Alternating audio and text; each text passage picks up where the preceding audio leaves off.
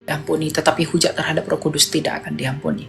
Apabila seorang mengucapkan sesuatu menentang anak manusia, ia akan diampuni. Tetapi jika ia menentang Roh Kudus, ia tidak akan diampuni di dunia ini tidak, dan di dunia yang akan datang pun tidak.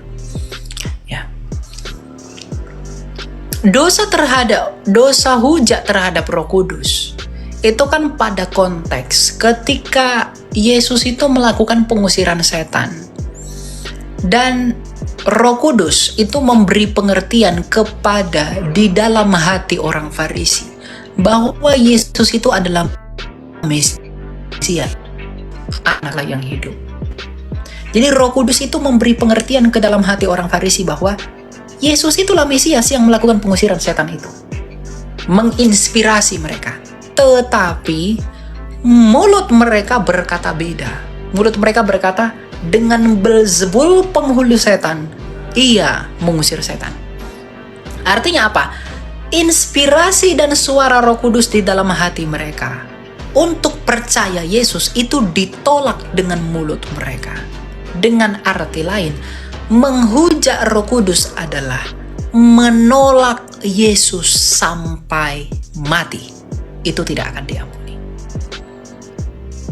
Jadi menghujat Roh Kudus itu tidak mungkin dilakukan orang Kristen. Itu dilakukan orang yang belum percaya kepada Yesus dan tidak mau percaya. Karena Roh Kudus itu selalu menginjili kita untuk datang kepada Yesus di dalam banyak cara. Tetapi mereka menolak, maka mereka akan binasa di dalam itu. Karena Yesus berkata, aku akan mengutus roh penghibur, seorang penolong, Parakletos, penolong yang lain, yang akan menolong kamu, yaitu roh yang keluar dari Bapa. Itulah Roh Kudus, itu yang akan menolong kita. Dia yang akan menginsafkan dunia akan dosa. Kalau kita percaya kepada Yesus, kita akan sampai kepada Bapa. Roh Kudus akan membuat kita mengerti kepada Kristus. Jadi kalau kita hujat Yesus, masih ada Roh Kudus yang memberi kita pengertian tentang Yesus. Tapi kalau kita sudah hujat Roh Kudus, sangkali Roh Kudus, siapa yang akan membawa kamu kepada Kristus, dan dengan siapa kamu bisa sampai kepada Bapa. Jadi itu estafet. Ya, dengan fungsinya Sang Bapa, kita bisa sampai kepada Bapa itu melalui Kristus, Yohanes 14:6. Dan melalui Roh Kudus kita bisa sampai kepada Yesus. Karena Roh Kudus ini yang akan menginjili dan mengukuhkan kita yang telah terinjili untuk tetap bertahan di dalam iman kepada Kristus. Tapi kalau kamu sudah tolak Roh Kudus, kamu tolak Yesus, mustahil bagimu sampai kepada Bapa. Demikianlah kamu binasa. Itu maksudnya. Ya. Jadi hujat terhadap dosa terhadap Roh Kudus itu kenapa tidak terampuni? Karena dia selalu menolak untuk percaya kepada Yesus. Sama seperti orang Farisi itu. Dia menolak di dalam hatinya. Dia menolak untuk tidak mau percaya. Maka dia tidak diampuni. Dan orang itu orang Farisi, bukan pengikut Yesus itu. Jadi menghujat Roh Kudus itu tidak mungkin dilakukan orang Kristen. Itu hanya dilakukan orang di luar Kristen yang sudah mendengar Injil tetapi tidak mau percaya kepada Yesus. Sampai mati maka mereka akan binasa. Sama seperti orang Farisi yang sudah lihat Yesus, mujizatnya, pekerjaannya, segala macam, dan mereka sudah diinspirasi oleh Roh Kudus bahwa inilah Yesus Mesias itu, tapi mereka tetap menolak dan tidak mau percaya dan submit kepada Kristus. Binasa. Nah, jadi kita perlu perhatikan konteksnya. Ya? Berarti konteks dalam ayat tersebut itu lebih kepada percontohan seperti yang kakak bilang, estafet tadi ya, begitu ya kak? Artinya iya, pokoknya pada poinnya tidak perlu ribet-ribet. Pada poinnya itu adalah tentang kita yang menolak untuk percaya kepada Yesus. Poinnya itu di situ. Berarti bukan soal pemisahan antara anak atau sebagai Yesus. Bukan. Itu tentang fungsi Roh Kudus yang menginsafkan kita. Yesus yang menyampaikan kita kepada Bapa sebagai imam. Gitu ya? Oke kak, satu lagi pertanyaan terakhir, boleh kak? Ya. Saya ingin bertanya terkait esensi penghakiman, gitu kira-kira. Seperti yang kita tahu bersama dalam pengakuan iman rasuli, itu itu ada frasa atau ada kalimat yang menyatakan dan akan datang dari sana untuk menghakimi orang yang hidup dan yang mati, begitu kira-kira.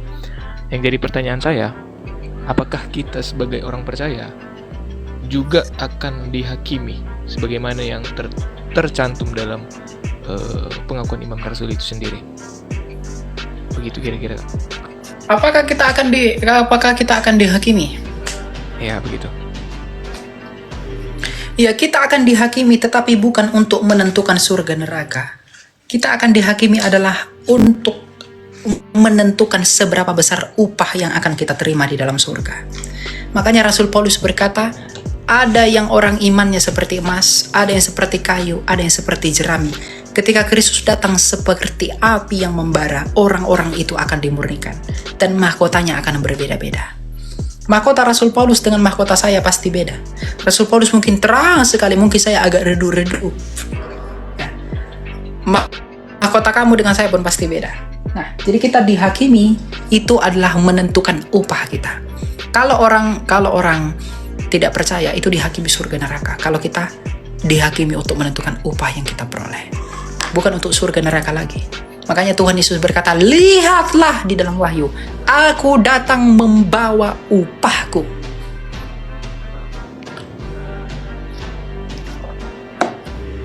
Gitu ya? Berarti Kak, apakah upah yang Kakak maksud di sini adalah perbuatan-perbuatan kita di dunia? Artinya perbuatan baik dan perbuatan buruk, begitu kira-kira? Perbuatan baikmu. Jadi perbuatan baik yang kamu lakukan di dunia, kan Tuhan Yesus berkata begini. Sebentar saya baca ayatnya ya.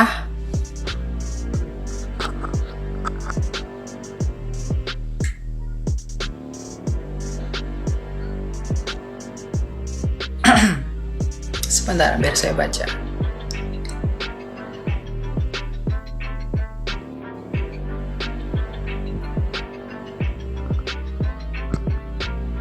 Markus 9 ayat 41, Yesus berkata begini, aku berkata kepadamu, barang siapa memberi kamu minum secangkir air oleh karena kamu adalah pengikut Kristus, ia tidak akan kehilangan upahnya. Jadi kalau kamu sudah di dalam Kristus, kamu berbuat baik, kamu tidak akan kehilangan upahmu, meskipun segelas air yang kamu beri. Kenapa? Karena dosamu sudah selesai di Kristus, tetapi perbuatan baikmu tetap diperhitungkan sebagai upah yang kamu peroleh.